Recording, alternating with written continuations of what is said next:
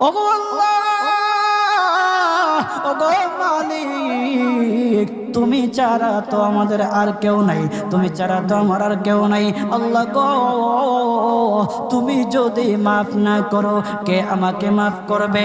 তুমি যদি মাফ না করো কে আমাকে মাফ করবে? তুমি যদি আমাকে মাফ করো তাহলে তোমার কোনো দিকে কমবে না, তুমি যদি আমাকে মাফ না করো তোমার কোনো দিকে বাড়বে না।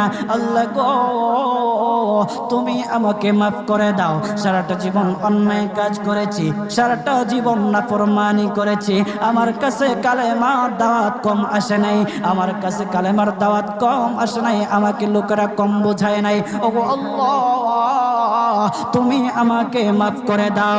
মাফ না করলে কোথায় যাব, কার কাছে যাব?